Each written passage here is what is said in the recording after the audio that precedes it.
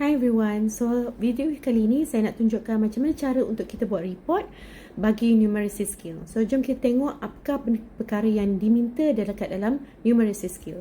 So dikata kat sini, to assess students' work, the lecturer will determine the level to which student has to demonstrate the following outcomes. So dekat sini dikata, student must be able to analyze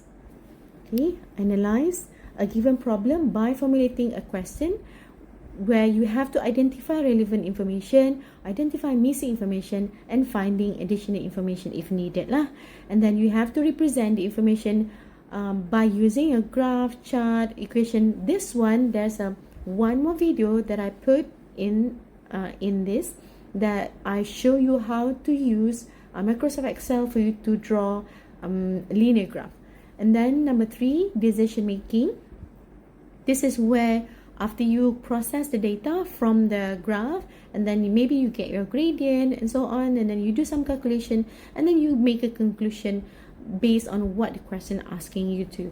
And then point number 4 is a method. With or without technology, you use to achieve the correct mathematical method using correct units of measurements. Means that sama ada you buat guna graph pakai Microsoft Excel, ataupun you pakai kertas graph secara traditional, plotting macam biasa, cara yang mana-mana pun kita akan terima. Sebab yang penting sekarang ni kita nak tengok you boleh tak with correct mathematical method you dapat conclusion bahagian decision making ni. So jom kita straight away pergi kepada cara nak buat laporan. Okay, jom kita tengok example of this question 1. In a magnetism research project, a Tesla meter is used to measure the magnitude of the magnetic field B at various distances R from two identical straight wires. And then we have table 1 untuk wire A, and then we have table 2 untuk wire B. So wire A carry IA, and then wire B carries IB. So we are given the R, which is the distance between the wire and the point, and then the magnetic field. So we have B and then we have R. And then the question, by using suitable graph, calculate the gradient. So the video to draw the graph using Microsoft Excel is in the other video that comes with this video. Okay, and then we have to determine which wire carries the larger current. So we want to know which wire. Is it wire A or is it wire B? Right. So let's do this. So because we are dealing with straight wires, the best equation for this is B equals to mu naught I over 2 pi R. So we're going to write down from equation B. So I'm going to, because I need to insert the equation using Microsoft Office, Microsoft Word. So I'm going to click insert over here. Let me see if I can insert. Okay, you go to symbol, equation. You can insert equation. If you have in equation function like this, you can straight away. But in this video, I'm going to insert new equation. So our equation is B equals to, because we have fraction, so I'm going to insert structure, fraction, this one. And because our mu naught ada subscript kan, so I'm going to insert another script, this one, which is this one, mu naught. So I can insert the mu. Mu, I can get it from here, because let me make it bigger then. Okay, mu, I can get it from here, mu, and then naught, and just type O, and then I like that, over 2 pi R. So 2 pi, I see here pi, and then R, like that. So from this equation, kita nak compare dengan Y equals to MX plus C. So let me conteng-conteng a bit so that you can see it. So bila kita nak compare Y equals to MX plus C, kita nak, obviously kita nampak there's no C lah. But here we have y-axis, right, which is the B, and then the x-axis, because from the question itself kita ada R, so this will be our x-axis. But then because it is not like straight away R, it is 1 over R. So I'm going to erase this one, I'm going to put it here like that, 1 over R. This will be our x-axis. It means that we are left with mu naught I over 2 pi. This is our gradient. So how are we going to write it down? Let us write down like this. Okay. So from equation, we can see that the x-axis is our 1 over r, right? So I'm gonna copy this equation. I don't want to Control C, Control V, like that. So I don't want to repeat the step of inserting equation. I just want to copy and paste. Easier, faster. 1 over r, done. And then what we have is the y-axis. So y-axis, kita dapat keluarkan maklumat. This is our B, betul tak? And then the gradient M is our Control C. Put it back in there. Erase the R. There you go. I have this. So based on the point that we have here, this point, I can see that I already identified the relevant information. Means that I know what is the x-axis, what is the y-axis. I'm done this one. Next, we identify the missing information. I also done it because I know that the missing information is 1 over r. Tadi tak ada. Sebab dekat dalam soalan, dia dah bagi kita r. This one, dia dah bagi kita r. Tapi yang tak ada ialah 1 per r. So, I already identified that one. And then, what else? Dia kata, finding additional information. Okay, what is the additional information yang kita perlu ada? So, based on this, minimize this one. So, based on this, additional information that we have to know is the mu naught. I'm going to copy this one. Control C, Control V. So, mu naught. Sebab dia ke tengah pula. Kena enter so that dia ke tepi. Mu naught ialah 4 pi kali 10 kuasa negatif 7 Tesla meter per ampere. So, I'm going to insert. Okay, just now I already showed you how to use insert equation. But this time, I'm going to use ink equation. This is where you can also write. If you have this feature, you can straight away write down 4 pi times 10 to the power of negative 7. Okay, you have to redraw. Sometimes you have to redraw like that. Tesla meter per ampere. Okay, just insert, and then we're going to fix it in here.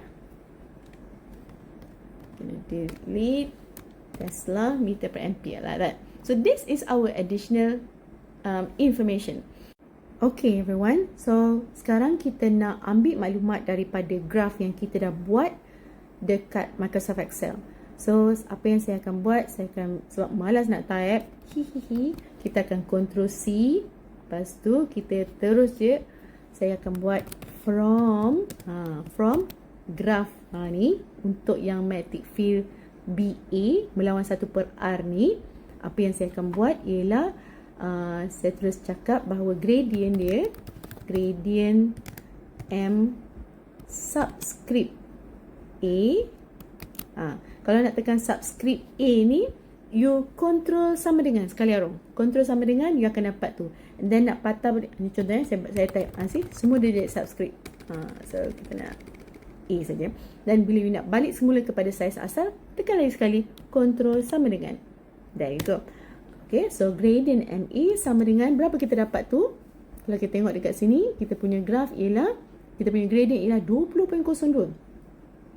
Okay. So 20.02, alamak, unit dia apa? So kalau kita tengok gradient ialah paksi Y Tesla per paksi X, iaitu per centimeter. So Tesla per centimeter. So dia akan jadi Tesla centimeter. Tesla centimeter. Okay. So Tesla centimeter sama juga, kita nak terus pakai SI unit. So sama dengan 0.2 Tesla meter. Like that. Okay, kita dah dapat dah maklumat kita. Now, we're going to compare it with M equals to mu naught I over 2 pi. Okay, so saya ambil ni semula. Sekarang kita Ctrl C, Ctrl V je, senang. Okay, so untuk, ni dia dah ke tengah. So, untuk ketepikan dia ke sebelah kiri, you klik luar daripada kawasan activated equation tadi. Spacebar. Dah. Okay. Dan kalau you nak activatekan balik semula kita punya equation, kita klik je dekat mana-mana figure yang dalam equation tu. Okay, sama dengan 0.2 tadi. Okay, ada tambahan, ini ialah equation umum. Tapi sebab sekarang kita tengah deal dengan A, so current I ni kita akan highlight dan kita akan insert sikit Okay, kita akan insert sikit. Dia menjadi, sorry, kita pergi equation. Kita akan jadikan dia subscript. Gitu. Subscript apa? Subscript A. There. Sebab kita nak dealing dengan IA. Okay.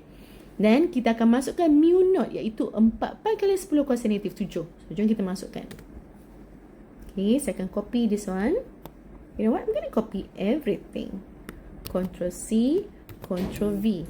Okay, again, equation ni dah duduk kat tengah-tengah. Apa kita nak kena buat? Klik keluar daripada situ. Space bar.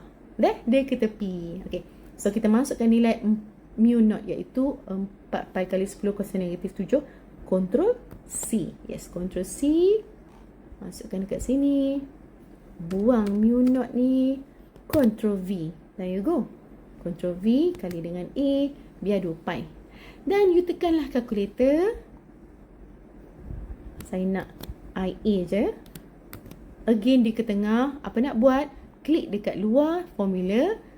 Space bar. There you go. Dia ke tepi. Okay. Sama dengan berapa nilai dia? Oh, saya dapat 1 kali 10. Saya nak ambil ni. Saya nak masuk dalam ni. Tapi saya akan tukar. Jadi 1 kali 10 kuasa. Saya dapat 10 kuasa 6. So 10 kuasa 6. Tesla. Apalah Tesla, current kan? So ampere. There, kita dah selesai untuk bahagian yang pertama. So saya akan boldkan dia. Macam nak bold? Ctrl B. There you go. Dah Ctrl B. Dah cantik dah. See, kita dah dapat. So from graph, kita dah dapat gradient and everything. Sampai kita dapat A. So what I'm gonna do, make it easy people. Kita highlight, kita Ctrl C. Lepas tu, kita buat untuk graph yang kedua, iaitu graph B. So, kita Ctrl V. Paste balik. Jadi, yang ini, daripada A, kita tukar dia jadi B. A, kita buang, delete. Yang mana A, semua kita tukar jadi B. A, delete. Mana yang A, semua kita jadikan dia B. A, kita delete. A ni pun sama. B, delete. Gitu, kan? And then, akhirnya kita dapat B. Okay, sekarang ni 0.2 iaitu gradient yang graf A. Jom kita tengok gradient untuk graf B. Kita dapat 80.02. So, I'm gonna write this one. 80.02. So, bila kita tukar dalam SI unit, dia akan jadi 0.8. Tinggal sikit je korang. Kita kena edit. 8. Saya ni pun sama. 0.8. So, akhirnya jawapan kita ialah 4 kali 10 kuasa 6 ampere. Okay, jom kita tengok apa soalan ni minta tadi. Okay, so tadi dia cakap determine. Tengok ni. Dia kata determine which wire carries a larger current. So from IA dengan IB, nampaknya IB lebih besar. So in conclusion, IB, I subscript. Ctrl sama dengan IB. Dan tekan lagi sekali. Ctrl sama dengan untuk dapatkan size semula. IB is bigger than that of IA. Again, Ctrl sama dengan untuk dapatkan subscript. Okay, dan tekan lagi sekali. Ctrl sama dengan untuk balik semula kepada size asal. Okay, macam ni. Dah siap dah. Hence, wire B carries larger current. There you go. That's it.